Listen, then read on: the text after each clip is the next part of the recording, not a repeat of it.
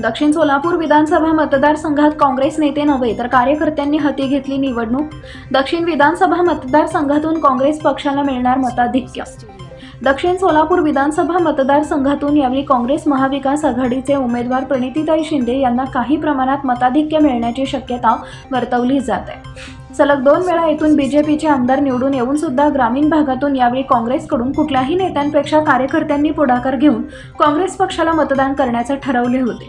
सुरुवातीपासून दक्षिण विधानसभा मतदारसंघात गटातटाच्या विळख्यात अडकून काँग्रेस पक्षातील नेते आणि कार्यकर्ते आपापसातील जिरवण्यात महत्त्वाचे मानले जायचे, परंतु यावेळी देशभरात इंडिया आघाडी आणि महाविकास आघाडी यामुळे कार्यकर्ते नेत्यांचं ऐकण्यापेक्षा पक्ष महत्त्वाचा म्हणून एकदिलाने काम केल्यामुळे काँग्रेस पक्षाला दक्षिण सोलापूर विधानसभा मतदारसंघातून मताधिक्य मिळेल अशी आशा कार्यकर्त्यांमधून वर्तवली जात आहे। जर प्रणिती शिंदे यांना दक्षिण सोलापूर मतदारसंघातून मताधिक्य मिळाल्यास विधानसभा निवडणुकीत बीजेपीला धक्का पोहोचू शकतो।